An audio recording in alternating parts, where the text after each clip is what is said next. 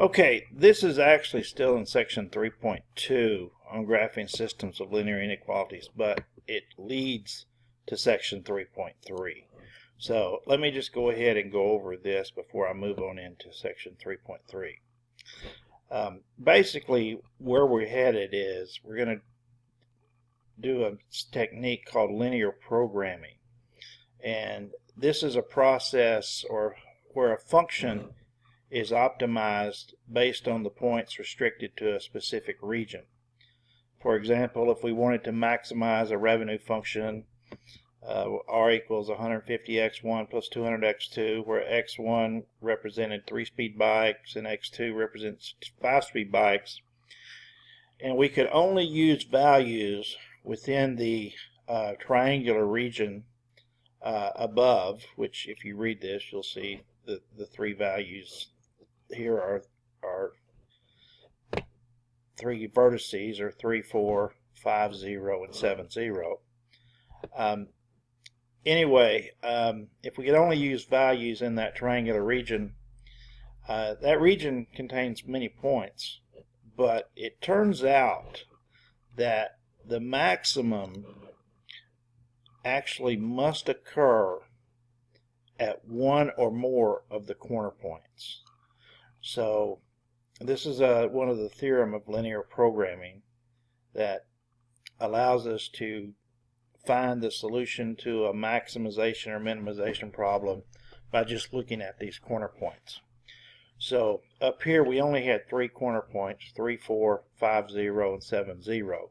So if this was our feasible region, this region, right here, if this was our see if I can find it for you. Here you go. So if that was our feasible region, that triangular region, then we would simply just plug in the 0.34, the 0.50, and the 0.70 and see which one gave us the largest value for our revenue. And so you can see here that when you have R equals 150x1 plus 200x2, if you plug 50 in, then you'll get 750. If you plug 70 in, you'll get 1050. If you plug 34 in, you'll get 450 plus 800, which is 1250. And since that's the largest value, that would be your maximum revenue for that. So basically, you would manufacture 3 3-speed bikes and 4 5-speed bikes, and then you would get a revenue of $1,250. We could also minimize a function using this method.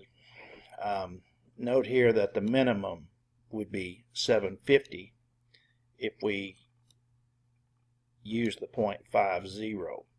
But obviously we really wouldn't be interested in minimize revenue, but there are other things that we might want to minimize. So let's take a look at an application problem before we get into 3.3.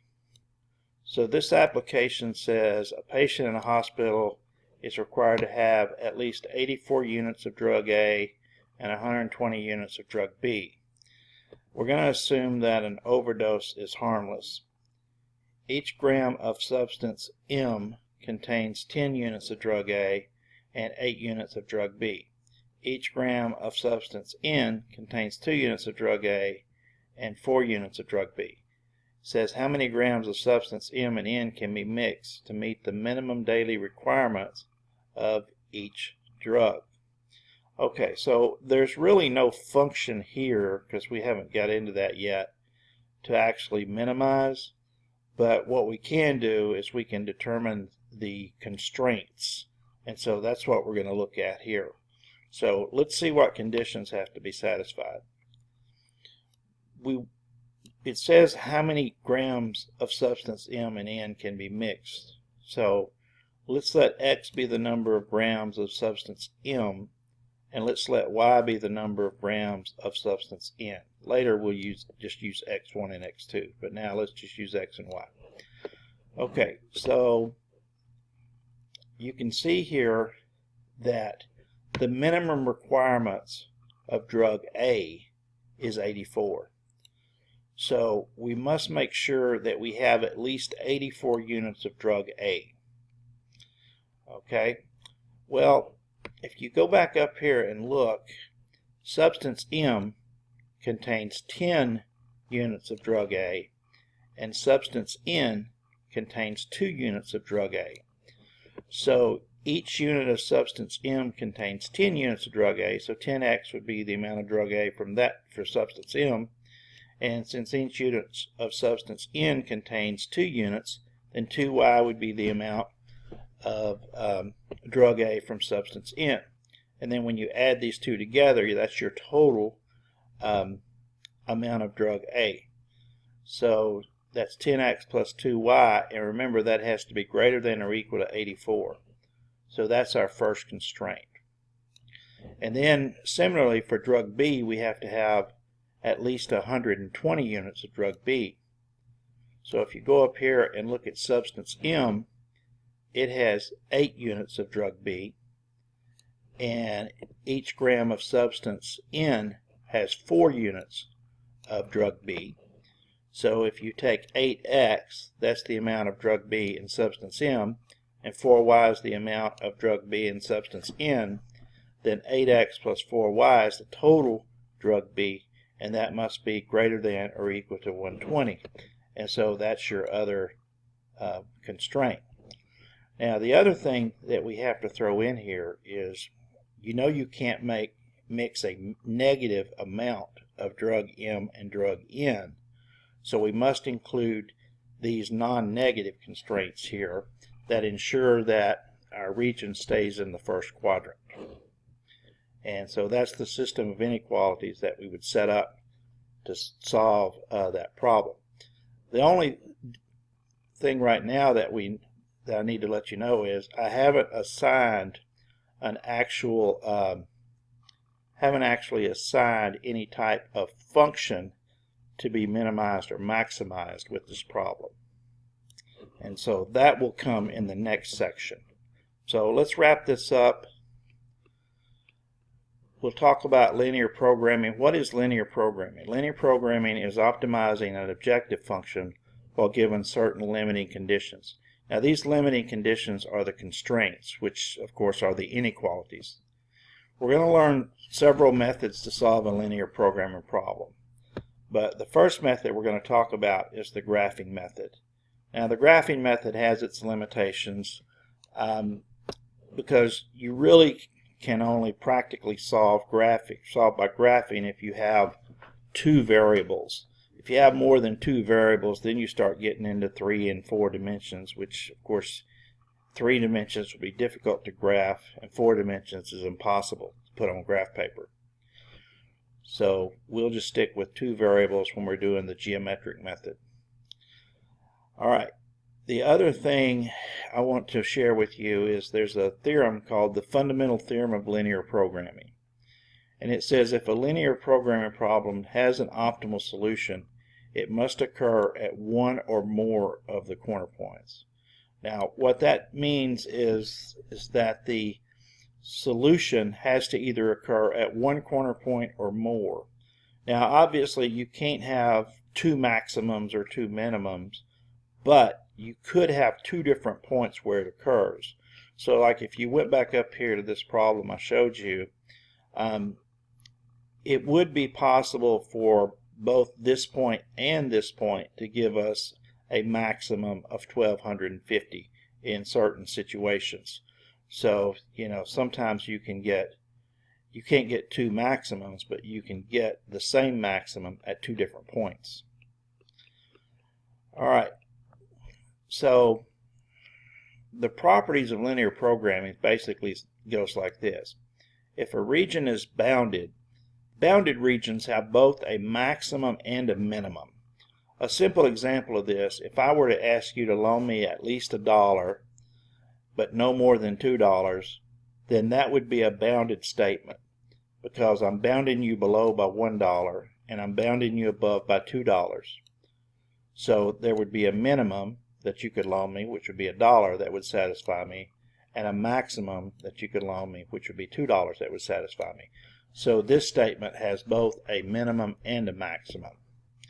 Now, but if the region is unbounded, there is a minimum, but there is no maximum. So for instance, if all I said was loan me at least $1, then you could loan me $1, that's the minimum, but there's no maximum because anything you loan me above $1 satisfies it. So therefore, there's no maximum. If you loan me $100, well then I'd say, well, you could loan me $120 and that'd be more than that. Or if you loan me $200, I'd say, well, you could loan me $250 and that'd be more than $200. So there's no maximum. The third condition is if the region has no solution, there can be neither a maximum nor a minimum. Basically, what we're saying there is, in that case, let's say that there was no intersection, there was no overlapping region at all. If there's no overlapping region, then there can be no solution. So an example of that would be if I said, loan me at least $2, but no more than $1. Now, think about that for a minute. At least $2, but no more than $1. Basically, I've given you an impossible situation here. There's no way that you can satisfy both of those conditions. So therefore, this has no solution. So there can be no max, no min, or no max for that problem. Now, a linear programming problem basically has the following parts. You have your objective function, which is the function that you wish to optimize. And when I say optimize, I mean either maximize or minimize. Then you have what's called your problem constraints. So these are the conditions that have to be satisfied. So whatever the solution is for x1 and x2, they have to be points that satisfy these inequalities. And then the other thing that we have to have is we have to have our non-negative constraints, because we're going to be dealing with concrete items that can't be negative. And the variables x1 and x2 are actually have a name. They're called decision variables. Okay, so you need to start adapting to x1 and x2 rather than x and y, because if we start having 3, 4, 5, 6 variables, then we're going to start using subscripted variables, as it's better to use x1, x2, x3, x4 than to try to come up with 4 different variables. So the steps in solving a linear programming problem geometrically, now this is for the geometric method, and that's what we're going to get into in section 3.3 is I believe it's 3.3 anyway. What we're going to get into is we're going to graph the region, the feasible region. We're going to identify the corner points, and then we're going to evaluate this objective function. So up here would be the p equal 5x1 plus 3x2 at each corner point, and then we're going to interpret the optimal solution. So if it's a bounded region, we know it has a maximum and a minimum. If it's an unbounded region, we know it only has a minimum. And that's how we're going to solve linear programming problems in the next section. So let's get on to the next video.